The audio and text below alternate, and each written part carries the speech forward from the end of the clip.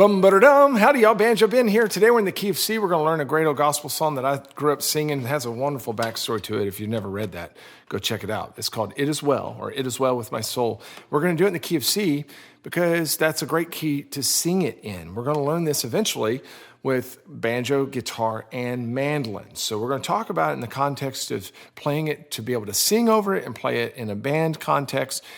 The main purpose of this lesson being, of course, to learn the solo for it that you just heard. So if you'd like to learn that, you need to be a Gold Pick member over at banjobenclark.com. You can go over there and download the tab for it, get the Jam Track MP3s, all that good stuff. And if you're watching somewhere else like YouTube or Facebook, I'd be honored to have you on board over there. And I've got like over 800 lessons, 800 for banjo, guitar, and mandolin. A lot of hymns over there too. Let's get started with the verse for It Is Well With My Soul. Before we dive into the tab, let's talk a little bit about the approach to the song. This song is going really slow. That means there's a lot of space in the song for you to interpret the rhythms as you want. We're going to do it very swingy. We're not going to do these straight eighth notes, except for a few times when we want to accentuate that. But the tab is difficult to read for a song like this because of all the expression that we're putting into it. So I really encourage you to listen and use the tab to reference to know, the big pieces of where my fingers are going, but go back to that performance again and again and again, and just listen and try to play along. Glance at the tab to see what chord positions I'm grabbing, then go back to listening, and then take what you learn and make it your own. If you want to hear a chord pushed a little early, do that. If you want to hear triplets where I don't have triplets, do that. Okay, it's going to be very difficult for you to try to learn this song from the tab exactly as I played it. I don't want you to take that approach. So lean on your ears and lean on your heart of how you want to interpret this song. So I'm not going to instruct you in every little 16th note marking of the tab because that's more of a guidance, okay?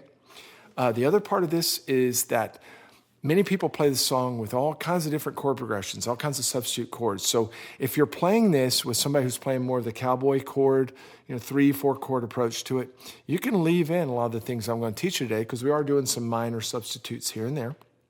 And it might still sound good, but maybe you need to adjust to what they're playing. I can't tell you that. You can only tell it by listening. But a lot of times substitute chords sound wonderful over just the standard major chords that people play. All right. Let's look at the tab.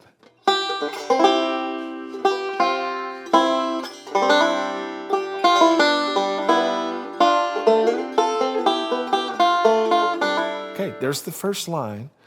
And as I mentioned, there's lots of space around these notes. There's going to be some techniques that we need to use to get certain sounds, but you can't get too buried into the tab. I'm going to start on the 5th fret. Our melody is primarily going to be on the first string.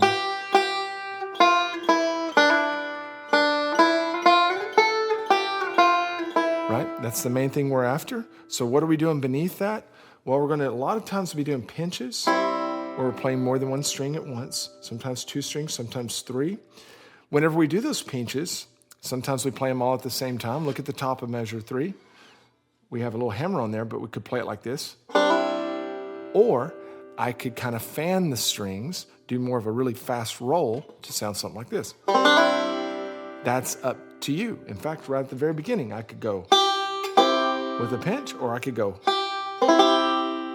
That's going to be up to you and the creative decision that you make there.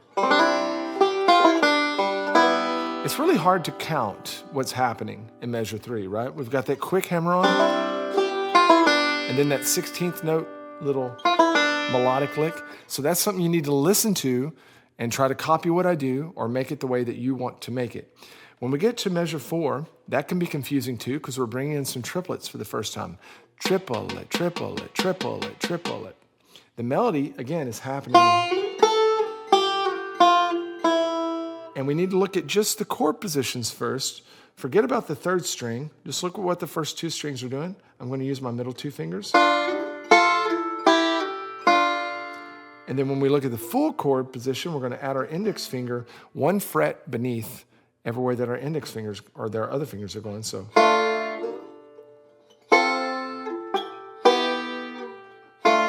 there's our chord position. So you need to be able to do this first. Then once you do that, you can add this triplet picking pattern in. And do it however you want, right? And sometimes you can lead with the thumb, sometimes lead with the others. Again, with that one, I've got the thumb leading the slide up. You could do it whatever you want. I just don't want people that are really relying on tab to get frustrated with this by trying to play it just like the tab says, because the tab can be difficult to read on these more expressive numbers. We'll get to the next line, start with a hammer on. And those are 2 sets of triplets there, right? Triplet, 1. Then we go into our standard shape 1 there, right? Jump up to a minor shape, A minor. Then we're going to a D7. And I like to fan that one.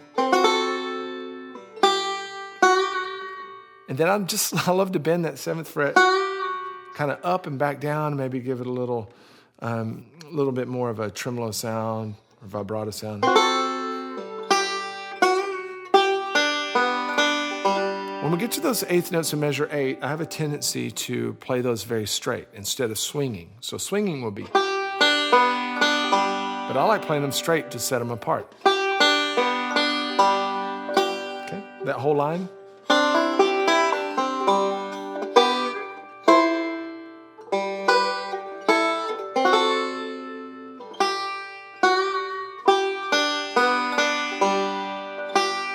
Great. Jumping up, we have a C chord here. Don't get lost in that tab. That's just a 3-finger C chord that you've played before. We're just doing a triplet move between them. Then we're using a G chord at the end of measure 9 to transition down to an F chord. At the end of measure 10, we do that A minor chord. So just get your chords under your fingers first. C, G, F, A minor. And when we throw the rhythm in there, it looks like this.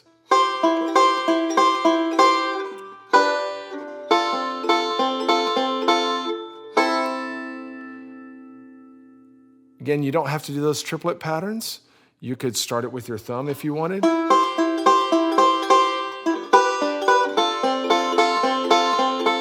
I mean, the possibilities are endless there, and I'd love for you to explore that.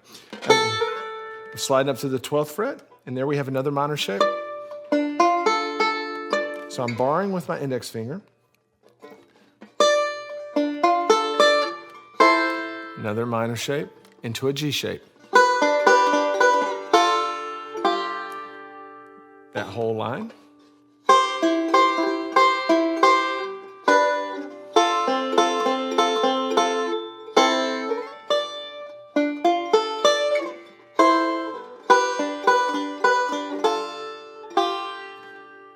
Back to a C shape.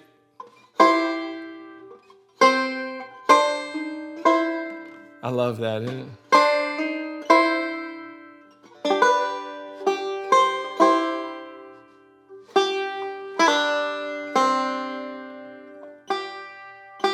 So nothing hard happening in that last line. There's just lots of space on purpose.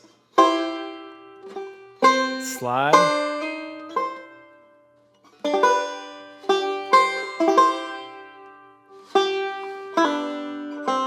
Tons of stuff you could do there, right? You can make it much more busy than that if you wanted. But I love the space. I love the simplicity. And I think you should let it breathe, okay? So in the next video segment, we're going to play through the chorus, and then we'll have another video segment where I'm going to talk through some backup ideas whenever the banjo or mandolin's taken the solo over this same chord progression. If you're watching somewhere else besides the website, banjobenclark.com, come on over. Become a Gold Pick member like so many have done, and thank you, by the way, if you're already supporting me there. You allow me to create a new video each and every week, and there's lots of benefits that you get by being a Gold Pick member, and I'm honored to have you on board. Let's dive into that chorus.